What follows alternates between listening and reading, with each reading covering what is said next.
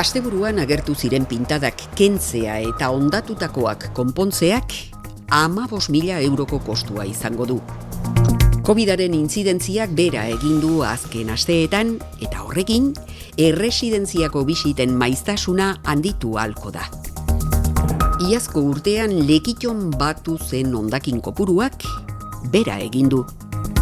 Mendi eta ontziolaren egitura berreskuratzeko lanak egiten ari dira asteotan. Astebururako haizeak iparraldera egingo du hotza eta giro motela eraginez. Lekitoko udala osotzen duten alderdiek 2021ko otsailaren 21ean herrian izandako gertakariak salatu eta gaitzesten duen adierazpena egin dute. 11 edukiontzi erreta, Lekitoko alkate eta erakundeen aurkako mehatxu eta mezuak, herriko hainbat horma pintadaz beteta eta batzokia eta galarrena ere erasotuak izan ziren. Guzti hauek konpontzeak 15.000 euroko kostua izango du. Udala osotzen duten taldeek gertaera hauek arbuiatzen dituzte. Era honetako ekintzak lekuz kanpo daudelako eta elkarbizitza demokratikoaren bideak erabiltzen dituzte euren ideiak askatasunez adierazteko. Garai eta portaera hauek gaindituta zeudela uste zen, eta gure herriaren elkarbizitza kaltetzen duten ekintza hauekin amaitzeko gizartearen gehiengoak duen irmotasunean, jokabide gizalegetsu eta demokratikoan sinesten jarraituko dute. Beraien babes osoa adierazten die irainak jaso dituzten pertsona eta erakundeei. Lekitar guztien onerako lan egiten jarraituko dute, bizikidetza osasuntsu eta baketsuaren alde, errespetua eta elkartasuna oinarri hartuta eta jokabide ez demokratiko orok gure herrian lekurik ez daukala defendatuz. Covidaren intzidentziak bera egin du zeharo azken asteetan eta datu onak badira ere, oraindik badaude kasu positiboak. Hori dela eta beharrezkoa da babes neurriak zorroztasunez betetzea, besteak beste maskarilla uneoro erabiltzea eta besteekiko distantzia mantentzea. Osasun egoera hobetzeak aukera eta esperantza berriak ematen ditu, esaterako erresidentziako bisiten maiztasuna handitzea. Las nuevas medidas se implantarán a partir del lunes, del día 1 de marzo, en las que se aumentará la frecuencia en las que se puedan venir a visitar a los familiares y, eso sí, siempre bajo cita previa, por cuestiones de organización del centro. Luego se cambia el espacio de la zona de visitas, va a ser la capilla, que es un espacio más amplio, y podrán disfrutar los usuarios y los familiares de esta parte delantera del jardín para lugar de esparcimiento. Gogoratu beharra dago erresidentziako erabiltzaile eta langileek Covidaren aurkako txertoa jaso zutela duela aste batzuk, eta jada birusaren aurrean babestuta daudela. Erresidentziako nagusiek beraz, martxoaren 1etik aurrera, haien familia eta senideak maiztasun handiagoarekin ikusteko aukera izango dute, eta horrek, zalantzarik gabe, onura handiak eskainiko dizkie. Birziklatzea, hau da hondakinak dagokien ontzi edota kontenedoreetara botatzea, ezinbestekoa da natura zaindu eta ahal den neurrian materialei bigarren erabilera bat emateko. Azken finean, ingurumenaren iraunkortasunaren alde egiteko. 2020ko datuen arabera, Lekiton batu ziren hondakinen kopurua 5,5 jaitsi zen. Berakada horrek hainbat arrazoi izan ditzake. Besteak beste, iaz hasi zen pandemiaren ondorioz, ohiturak aldatu izana.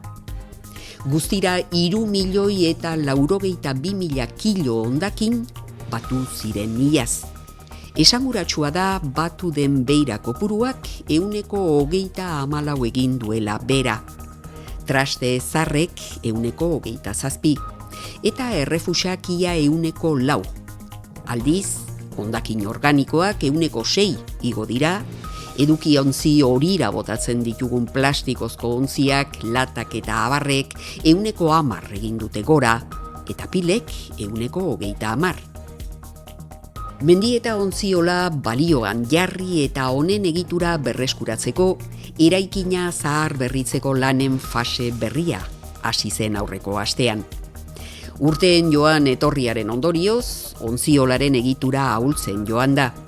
2017an egonkor gailuak jarri ziren eraikinaren deformazioek jarraitu ez zezaten. Helburua da mendeta zaharberritzea eta martxan jarri ez astiro bat bezala, baizik eta tailer edo balore emateko eraikuntzari eta ondareari. 2017an egin genuena da estabilizadore batzuk jarri, adibidez abe hauek, zutabe principalei egitura gehiago ez mugitzeko, baina hori fase bat zen, fase preliminarra esango nuen. Hortik aurrera pentsa genuen andamio bat jarri hemen ikusten ari dena, eta andamio hori ematen digu posibilitatea alde batetik zaharberritzeko lanak egiteko, baina beste aldetik baita egitura mugitu eta zuzen edo zuzenago jarri orain dagoen bezain baino. Mendi eta ontziola Euskal Kostaldeko itsasondarearen azken aleetako bat da. 20. mendearen hasieran eratuta.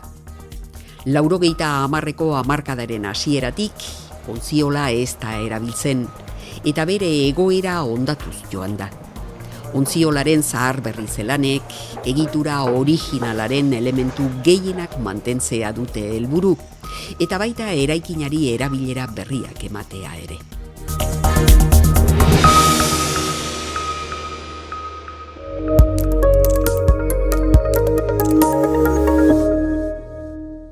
¿Cuántos prisioneros pasaron por el campo?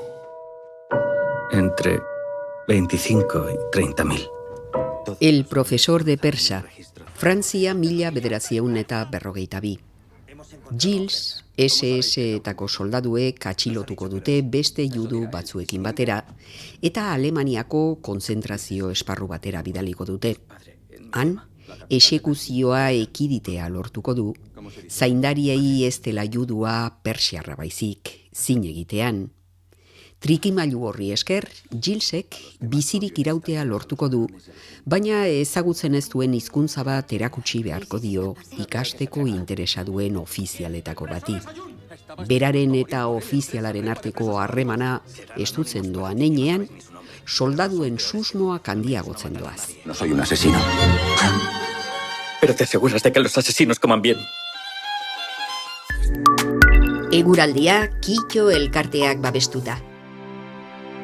Eguraldia. Gaur goizean hego haizea ibili da eta giroa epela izan da.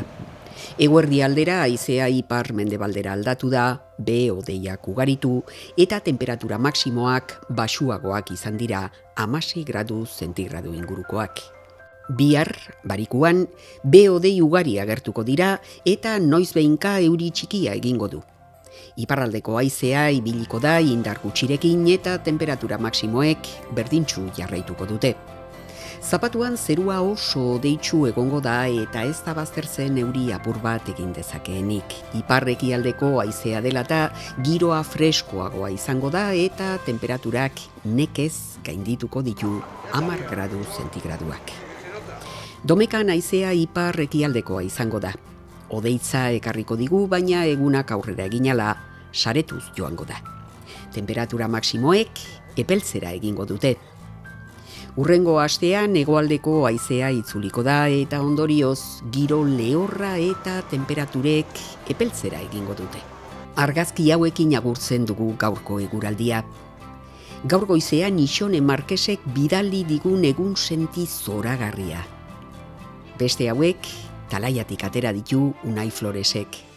Nabaritzen da egunak luzatzen doazela eta laster ordu aldaketa izango dugu gainera, martxoaren 28an, hain zuzen. Eskerrik asko zuen argazki ederrengatik. Hurrengo astean, seguru, egunsenti politak izango ditugula hegoaldeko haizearen eraginez. Zuek ere animatu eta bidali argazkiak udaletik.eguraldia@gmail.comera.